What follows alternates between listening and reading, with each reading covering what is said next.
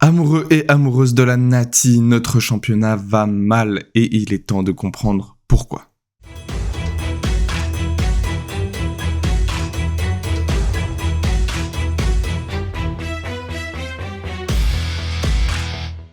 On l'entend partout, dans les tribunes, parmi les supporters, dans les médias, le niveau de la Super League a terriblement chuté.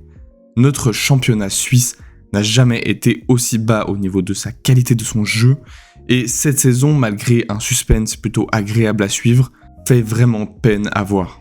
Dans cette vidéo, je vous propose tout d'abord d'expliquer aux plus optimistes d'entre vous pourquoi effectivement la Super League est en crise, et ensuite on en fera son autopsie finalement. Comment ce championnat qui nous a tous fait vibrer à un moment donné en est arrivé là.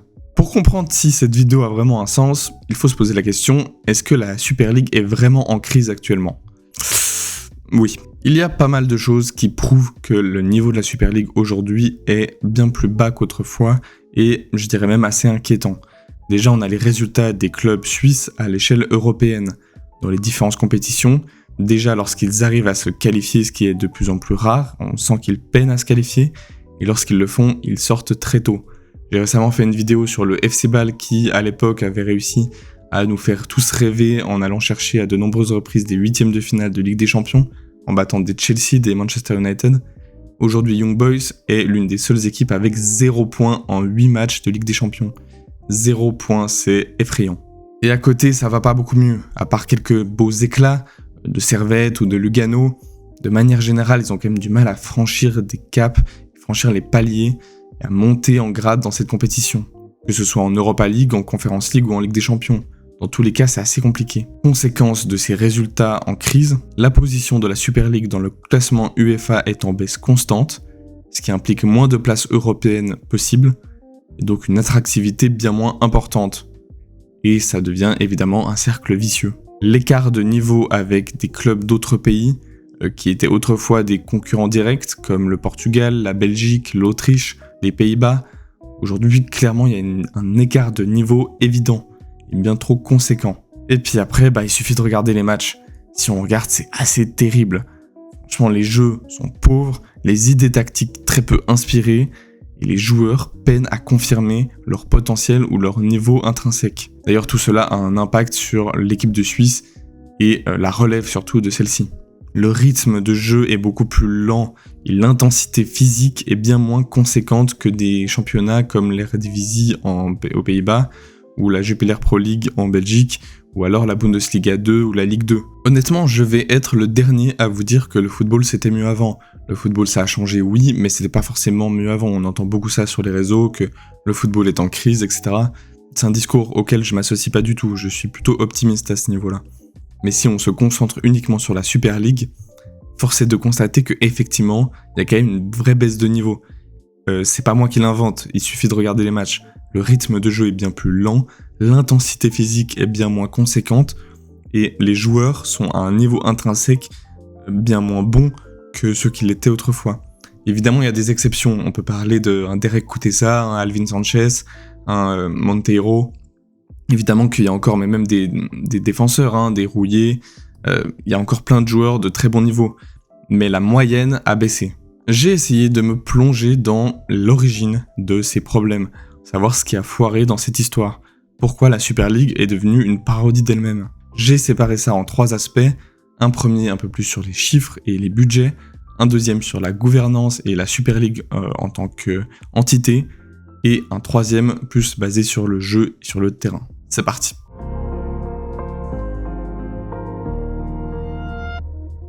On va commencer par des chiffres.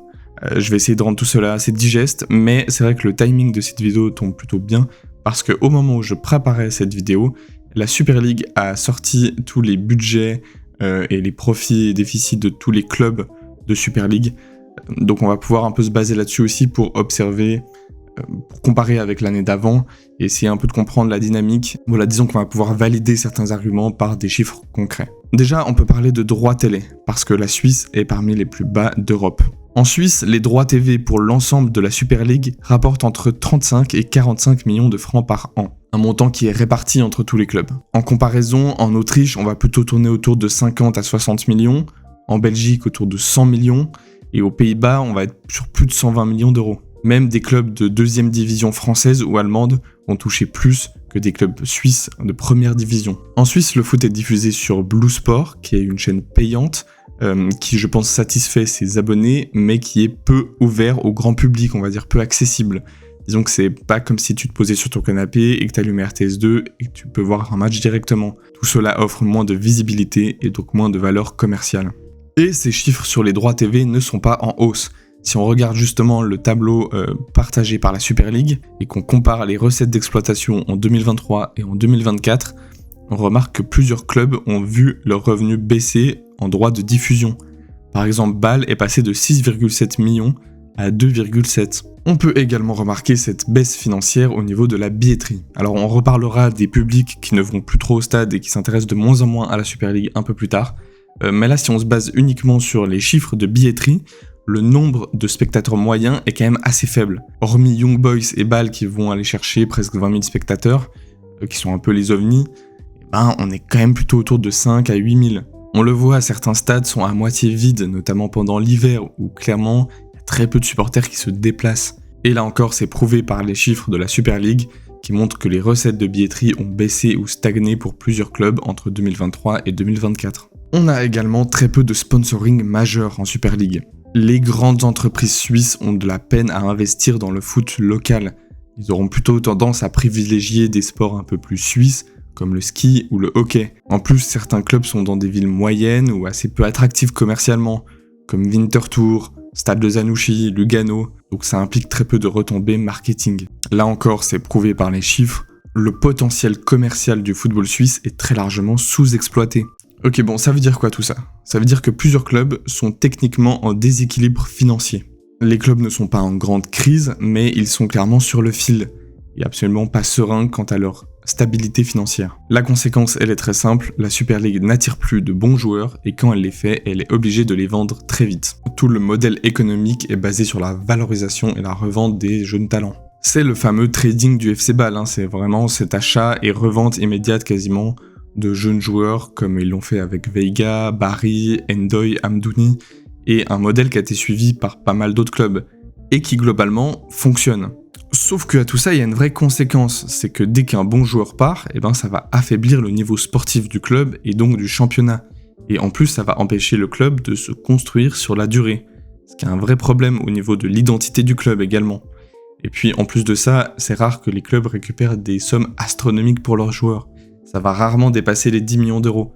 Dans le football actuel, c'est compliqué. Et je pense qu'on est tous conscients aujourd'hui que le football se base énormément sur les budgets et sur l'argent. Il faut pas être naïf non plus. Évidemment, tu peux faire des miracles sans, mais généralement, sans une stabilité économique, c'est quand même très compliqué d'avancer. Et aujourd'hui, à ce niveau-là, la Super League est clairement en retard. Bon, maintenant, il va falloir faire un petit point sur la Super League en tant que gouvernance.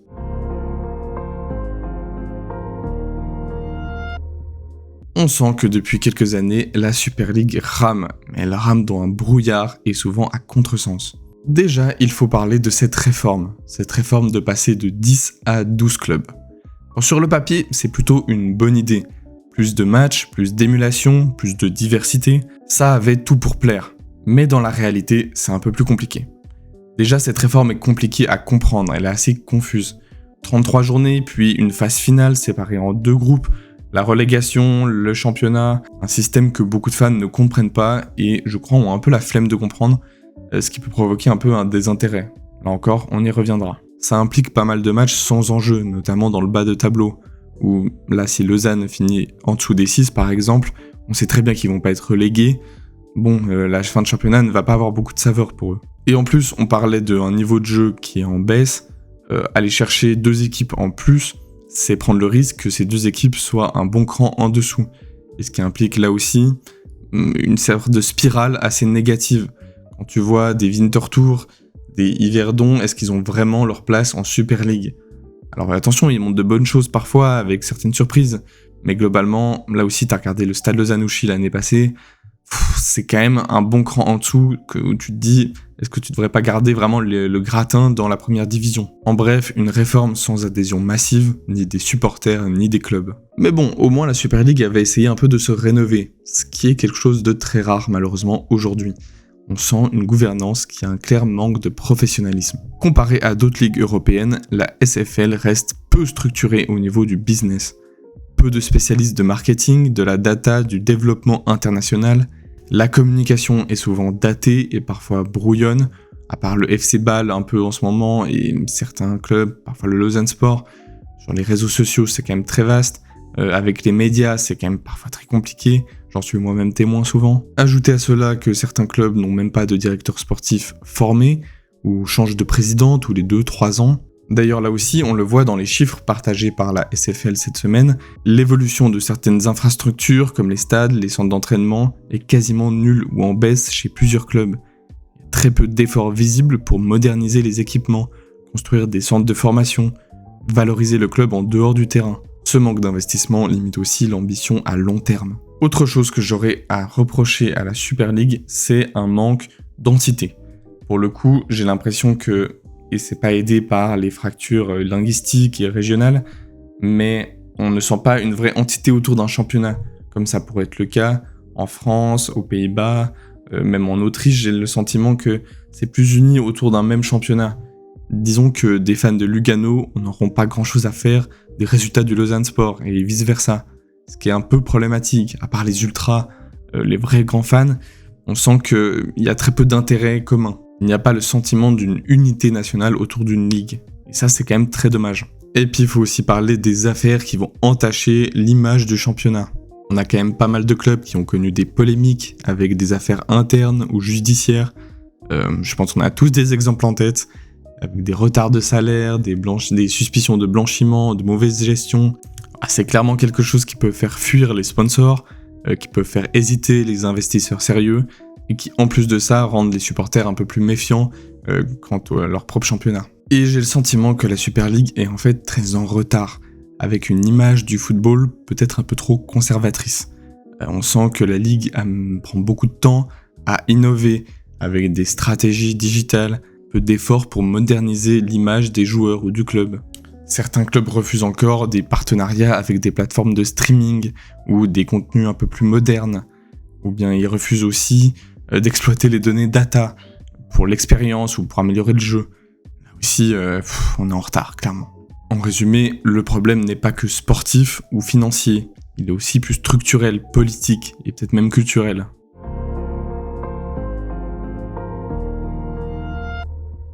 Bon, il est temps de revenir sur les terrains. On a déjà parlé du manque d'intensité à cause d'effectifs avec une profondeur assez limitée. On doit aussi parler du fossé entre les bons clubs et les moins bons clubs du championnat.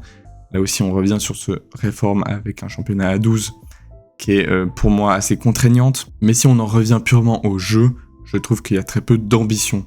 Alors à part certaines exceptions, comme peut-être à certains moments de la saison Lugano ou Lausanne, qui ont essayé des choses un peu plus ambitieuses, un peu plus courageuses, généralement c'est quand même très timide. Visiblement tout le monde s'inspire du Cholo Simeone et de son Atlético Madrid parce qu'il y a une vraie prudence tactique et un manque de volonté d'aller gagner ces matchs. Quand tu regardes les championnats voisins, et je parle pas de la première ligue, là je parle de championnats qui sont censés être à la même hauteur que la Super League, clairement tu vois une vraie différence dans le tempo des matchs, qui est largement inférieur en Suisse. Le pressing est bien trop timide pour le football actuel, les transitions sont lentes, il n'y a aucune verticalité dans les jeux. Par conséquent, les matchs vont devenir un peu plus pénibles à regarder, surtout quand tu as la possibilité à côté de regarder à la même heure un match de Bundesliga ou de Premier League. À moins que tu aies une attache pour un club en particulier, il y a quand même peu d'arguments. Moi, quand j'allume ma télé, ça me désole de voir un jeu aussi pragmatique et aussi défensif.